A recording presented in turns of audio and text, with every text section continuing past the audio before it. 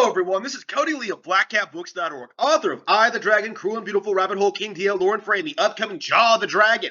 And today, I got out of bed and started watching Fire Force. Now, I've been into this show for a long time, but I haven't really been able to talk about it on the channel. There are a couple of reasons for that. For one thing, like I've been watching it like one episode every now and again for the past several months. So even though like every episode has been like top tier shit, like amazing animation, great fight choreography, unique ideas, memorable characters, and really cool, interesting, I would say unique themes. I just didn't really take the time to sit down and watch this, and it is a downright shame. When I look back and see how much I ate up like that first season of My Hero Academia, I think I got through like the entire 12 episode first season in like a weekend or something, like maybe a single day, right? It was kind of ridiculous. I looking back on it, I was never really a fan of My Hero Academia because I was always talking about like, yeah, I don't like they did this, I don't like the villains, I don't like I don't like how they resolve this, I don't like that, and then it just kind of escalated to the point where like now I'm kind of at the point where I 100% believe My Hero Academia over has outstayed its welcome, the same way that Naruto did back in the day, to the point where I'm not even sure I want to continue watching the show, right? We'll have to see if that's actually true, and like when I finally do get back to watching it. But um, having watching Fire Force, watching something that like I'm actually enthusiastic about, something that I really do think is like really top tier anime. It really just goes to show you just how much what my preferences are when it comes to anime, right? Like I like, good animation, good fight scenes, ridiculous characters, unique ideas, a great sense of humor. Like there's just so much that Fire Force really delivers on, to the point where like I can't really think of anything I would do differently when it comes to Fire Force. Like, it's basically perfect the way it is. Like, yeah, I've made fun of shit like Arthur and his knightliness, right? I thought that was ridiculous. I made like a statement, like saying that at some point. But like in the recent episode, the episode I'm watching now, 16, like they kind of take that idea and make it hilarious. It's just so great. And one of the things, the thing I wanted to make this video about um, considering, I'm not done with the series yet, and I still have like to finish the season and the season after that, and things like that. The thing that really kind of dawned on me while I was watching this, compared to most other shows, is that I 100% like each and every character, right? Like especially like the main characters like Arthur, Shinra, Colette, Maki, Obi, all of those guys. But like just the supporting cast is like varied. Like they have a lot of great in jokes in and of themselves. Like Catgirl is hilarious for what she is, kind of a weird, twisted way. But yeah, like you have like the Catgirl's admirer, Juggernaut, who has his own role to play in like earlier in the season, like a really small role, but it's there. Like everyone seems like they have a really distinct personality and role in the plot, and it kind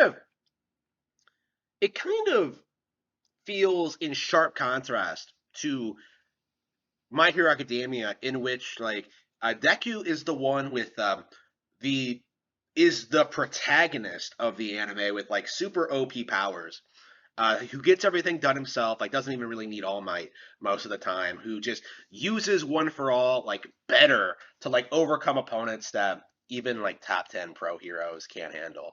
Like other than like All for One himself, I would say like basically 100% of the villains in My Hero Academia are just pure garbage. To the point where like I would say that my hero shouldn't have had villains at all. Like it was better back when they were like having rivalries in the superhero school. That would have been more interesting and distinct, I think, if they just didn't do real hero. If they just spent a long time building up the hero shit. But no, like they rushed through the entire plot, and it ruined whatever charm the series might have had. Fire Force, in comparison, I think although Shinra does have a lot of like the characteristics of a typical shonen protagonist, I think he's handled a lot better in the sense where like he's strong but not overpowered. He has like a goal, but he's not like the driving force of it. Like the people around him are very influential in how he goes about like achieving his goals and how to do things. Like the other members of the Fire Force are extremely important to the plot and are fun to be around and like you want to see them do well and stuff like that. And in the case of like it's interesting like when you compare someone like Obi to All Might. Like All Might depicts himself as like this all-powerful being who could do whatever and no hero can even come close to him. He's like some invincible. He's Superman basically, right? And that's kind of what the character is going for. But like Obi, in comparison, is like doesn't even have fire powers, right? Like he's someone who just wants to get to the bottom of the Infernals. And he formed Company 8 for that express purpose, and he's recruiting all these people, right?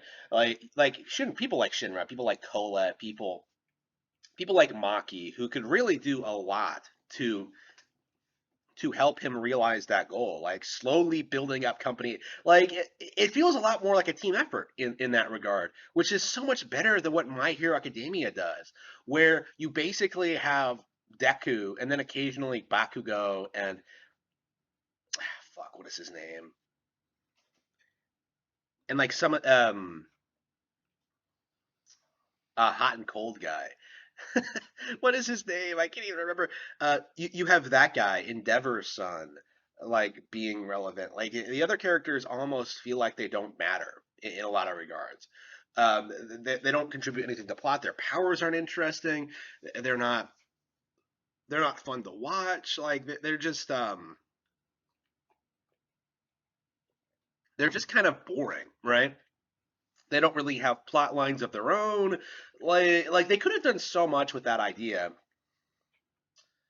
but the creators dropped the ball like over and over and over again to the point where it's difficult to even care anymore. But with Fire Force, 16 episodes in, like I don't feel that way, right? I think Shinra is a great protagonist. I think I think the plot is, kind of out there in a lot of ways, but I think it like that's part of what makes it like really entertaining and fun. Something that I don't really think that My Hero Academia ever really managed to capture, right? Like this series, funnily enough, makes like all these conflicts between firefighters of all things seem like interesting and like compelling animation. Like it's really, really good. I am a big fan of this series. I hope it continues up at this level of quality. I hope we get to see more from it, and I hope, I hope I can someday find other series that I like just as much as this.